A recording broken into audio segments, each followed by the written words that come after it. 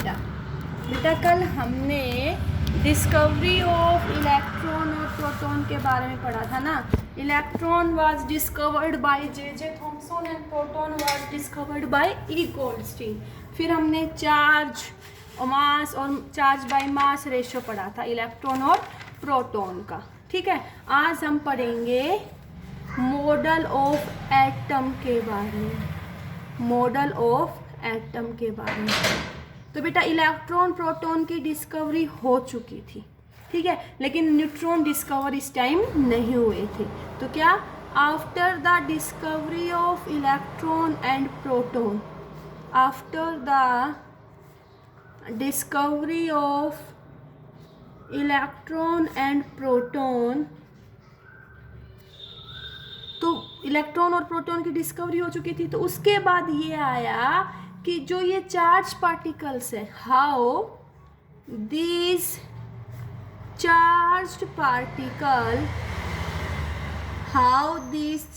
Particle are arranged in an atom, कि भाई किसी भी एटम के अंदर जो इलेक्ट्रॉन प्रोटॉन है ये कैसे अरेंज हैं। तो सबसे पहले हम पढ़ेंगे J Thomson model of atom. ठीक है, सबसे पहले इसी ने बताया था कि इलेक्ट्रॉन और प्रोटॉन कैसे अरेंज्ड होंगे किसी भी एटम में। ठीक है, तो इसने कहा the positive charge is spread over a sphere. ठीक है, तो ये क्या है बेटा? Sphere of positive charge, sphere of positive charge. और स्फीयर ऑफ पॉजिटिव चार्ज बोला तो बेटा ये क्या हो गए? प्रोटॉन। क्या हो गए? Proton. And electrons are embedded into it, electrons are embedded into it, ये हमारे क्या हो गए? इलेक्ट्रॉन्स। ठीक है, तो इसने क्या कहा बेटा? इसने कहा positive charge is spread, positive charge is spread over a sphere in which electrons are embedded, to make the atom neutral। Okay, इस मॉडल को बेटा हम वाटरमेलन मॉडल भी बोलते हैं। इसको हमने कंपेयर किया वाटरमेलन मॉडल। देखो बेटा, वाटरमेलन तरबूज, जो तरबूज का रेड पार्ट है वो तो हमारे पास हो गया स्फीयर ऑफ पॉजिटिव चार्ज, और जो तरबूज के सीड्स हैं उनको हमने क्या बोला? इलेक्ट्रॉन। क्या बोल गया? इलेक्ट्रॉन। ठीक है, जो रेड पार्ट यूनिफॉर्मली डिस्ट्रीब्यूटेड है वो तो हमारा क्या हो गया? पॉजिटिव स्फीयर मीन्स वो तो क्या हो गया? प्रोटॉन्स। और उसके अंदर जो इलेक्ट्रॉन्स एम्बेडेड हैं वो हमारे क्या हो गए? इलेक्ट्रॉन्स हो गए। ठीक है, दूसरा इसी को हम बोलते हैं रेजिन पुडिंग मॉडल। देखो बेटा, जो केक होता है, केक में जो ब्रेड वो यूनिफॉर्मली डिस्ट्रीब्यूटेड होती है, तो वो तो हमारा क्या हो गया? प्रोटॉन। और उसके ऊपर जो चॉकलेट होती है, जो क्रीम होती है, वो हमारी क्या हो गया? इलेक्ट्रॉन हो गया। क्या हो गया? इलेक्ट्रॉन। तो ये हमारा क्या है? J Thomson model. तो जे थॉमसन मॉडल में क्या बताया? सुनो फिर से। मैंने कहा इलेक्ट्रॉन और प्रोटॉन की डिस्कवरी हो गई, तो उसके बाद ये क्वेश्चन अराइज हुआ कि ये कैसे किसी एटम में अरेंज है। तो इसके लिए सबसे पहले जे थॉमसन ने मॉडल दिया, थॉमसन मॉडल ऑफ एटम। तो ये क्या हो गया? स्फीयर ऑफ पॉजिटिव चार्ज, इनको हमने क्या बोला? Proton. And electrons are embedded into it to make the atom neutral. Okay, और इसी मॉडल को जे थॉमसन ने जो मॉडल दिया, इसको हमने कंपेयर किया किसके साथ? Watermelon model. वाटरमेलन के अंदर जो रेड पार्ट है वो तो हमारा क्या हो गया? प्रोटॉन। और उसके अंदर जो बीज है, जो सीड्स है, वो हमारे क्या हो गए? इलेक्ट्रॉन हो गए। इसको उसने कंपेयर किया, दूसरा कंपेयर किया रेजिन पुडिंग मॉडल से। ओके, तो ये हमने पढ़ा बेटा discovery of arrangement of electron and proton in the atom according to J.J. Thomson. Okay, but when Rutherford gives scattering experiment,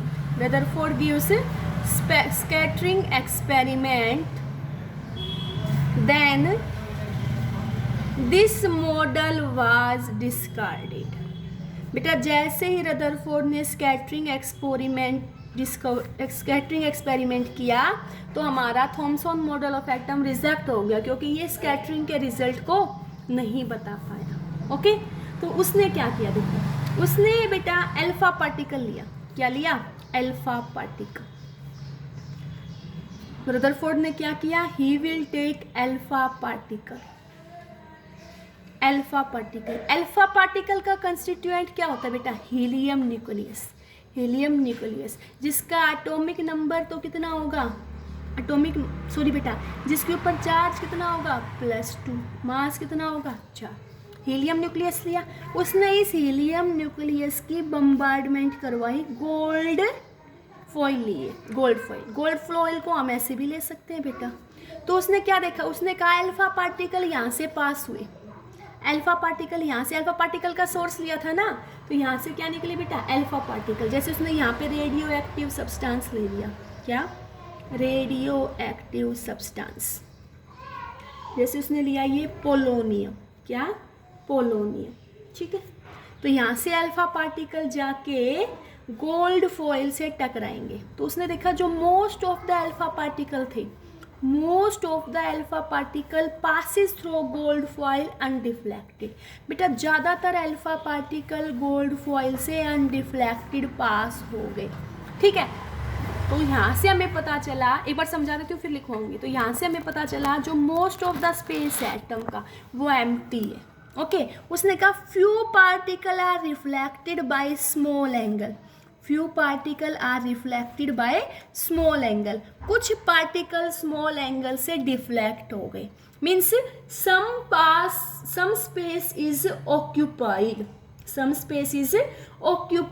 ठीक है बेटा, 20,000 में से एक अल्फा पार्टिकल जाएगा और जिस रास्ते से वो गया उसी रास्ते से वो रिफ्लेक्ट वापिस आ गया. जिस रास्ते से गया उसी से वापस हो गया. 20,000 में से एक पार्टिकल ऐसा होगा वो गोल्ड फॉइल से टकराएगा और टकराने के बाद उसी पाथ से वो वापस आ गया. उसी पाथ से वो क्या हो गया बेटा? वापस आ गया. ठीक है, जिस पाथ से गया था उसी पाथ पे वो वापस आ गया. तो हमें ये पता चलता है कि in center nucleus is present, कि सेंटर में कुछ पॉजिटिव स्फीयर प्रेजेंट है, जिसको हमने क्या कहा? न्यूक्लियस का. ठीक है, फिर से बता रही हूँ बेटा, रदरफोर्ड ने स्कैटरिंग एक्सपेरिमेंट डिस्कवर किया तो थॉमसन मॉडल ऑफ एटम हमारा रिजेक्ट हो गया. उसने एक अल्फा पार्टिकल का सोर्स लिया, गोल्ड फॉइल से वो टकराया, तो उसने देखा most of the alpha particle pass through gold foil undeflected. उसने कहा ज़्यादातर अल्फा पार्टिकल गोल्ड फॉइल से अनडिफ्लेक्टेड पास हो रहे हैं. तो यहाँ से हमें पता चला कि most of the space of atom is empty. ठीक है, few particles are reflected by small angle. कुछ पार्टिकल स्मॉल एंगल से डिफ्लेक्ट हो रहे हैं. तो यहाँ से हमें पता चला कि जो जितना भी पॉजिटिव चार्ज है it is concentrated at a small area. Okay, फिर उसने कहा 20,000 में से एक पार्टिकल जिस रास्ते से गया था उसी रास्ते से वापस डिफ्लेक्ट हो गया. तो यहाँ से हमें पता चलता है कि this positive charge is present at the center and it is known as nucleus. Okay, समझ आया बेटा? अब मैं इसके रिजल्ट तुम्हें लिखवा देती हूँ. ठीक है, एक बार फिर से देखो तुम. मैंने क्या बताया तुम्हें? मैंने कहा कि जैसे हमने ये गोल्ड फॉइल ली. क्या ली बेटा? Gold foil. यहाँ से हमने अल्फा पार्टिकल डाले. तो अल्फा पार्टिकल क्या होंगे बेटा? Helium nucleus. एटॉमिक नंबर कितना होगा? 2, मास नंबर 4. यहाँ अल्फा पार्टिकल का सोर्स लिया जैसे पोलोनियम. ठीक है, तो फर्स्ट पॉइंट हमने देखा most of the alpha particle most of the alpha particle pass through gold foil without any deflection. तो फर्स्ट पॉइंट क्या पता चला, हमने कहा most of the alpha particle pass through gold foil undeflected, कि हमारे ज़्यादातर अल्फा पार्टिकल गोल्ड फॉइल से अनडिफ्लेक्टेड पास हो गई. ठीक है, ठीक है. तो ये तो हमारा क्या हो गई, ऑब्जर्वेशन. फर्स्ट ये हमारी क्या हो गई, ऑब्जर्वेशन. इस ऑब्जर्वेशन से हमें क्या रिजल्ट मिला, तो देखो इस ऑब्जर्वेशन से हमें रिजल्ट मिला कि most of the space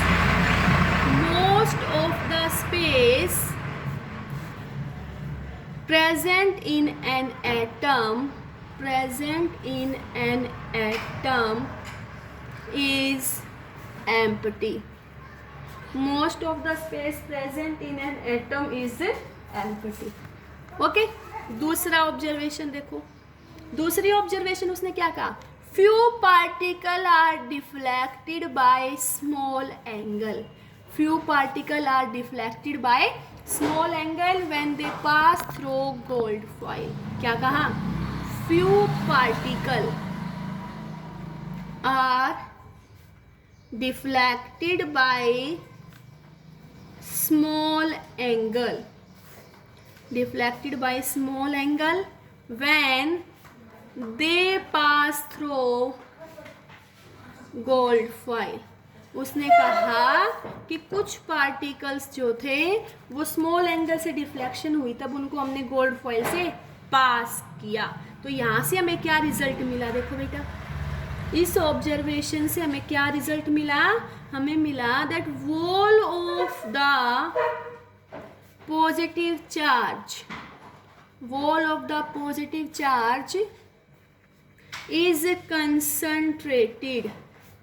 is concentrated in very small area.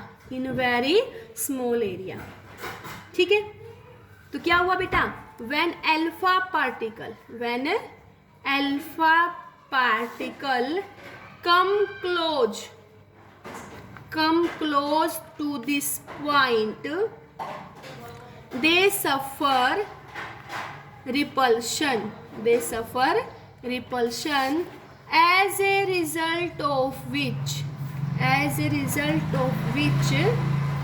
they deviate from their path.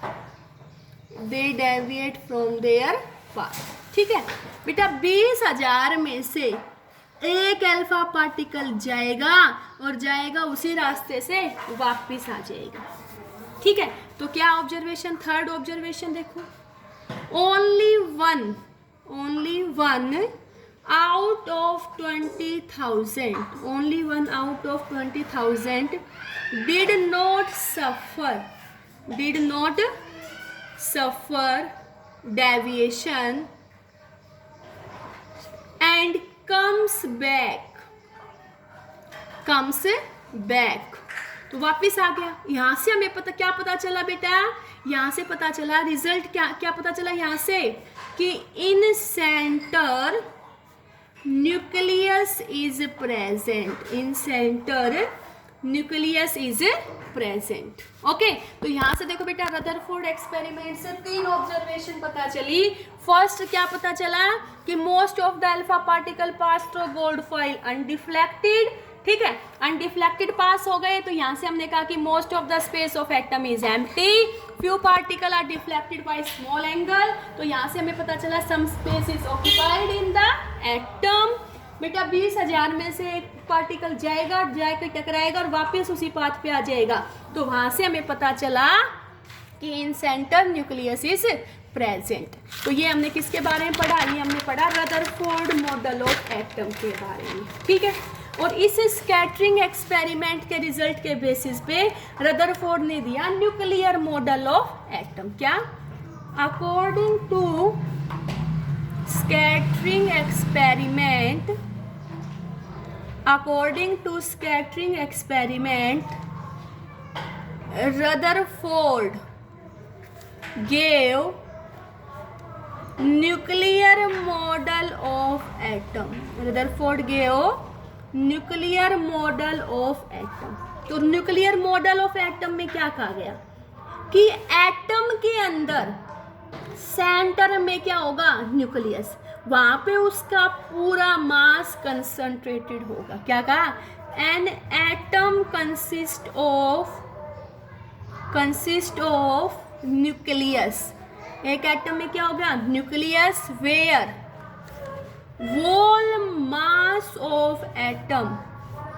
whole mass of atom is concentrated. देखो बेटा, एटम का जितना भी मास होता है वो सेंटर में कंसंट्रेटेड होता है, उसको हम बोलते हैं न्यूक्लियस. और ये हमारा क्या हो गया, न्यूक्लियर पार्ट. इसके चारों तरफ, इस न्यूक्लियस के चारों तरफ बेटा सर्कुलर ऑर्बिट्स में इलेक्ट्रॉन हमारे रिवॉल्व करते हैं. क्या रिवॉल्व करते हैं, इलेक्ट्रॉन. तो इसको हम बोलते हैं एक्स्ट्रा न्यूक्लियर पार्ट. समझ आया. In center nucleus is present and electrons revolve around this nucleus and it is known as extra nuclear part. Okay. उसके बाद देखो, इस मॉडल को हमने किससे, we compare this model with solar system. किससे कंपेयर किया हमने इसको, सोलर सिस्टम पे. सोलर सिस्टम से कैसे कंपेयर किया बेटा, न्यूक्लियस. सन को तो हमने क्या मान लिया, nucleus.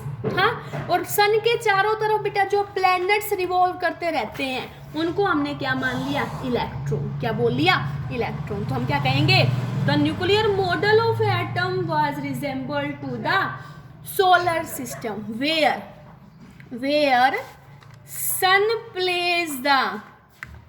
sun plays the role of nucleus and electrons will revolve around the sun in क्या है वो, where sun plays the role of nucleus and electrons will revolve around the sun in a circular orbit. Okay. तो इसको हमने compare किया किससे, solar system से. किससे, सोलर सिस्टम से. पता चला बेटा ये. तो ये हमने पढ़ा रदरफोर्ड मॉडल ऑफ एटम के बारे में. ठीक है.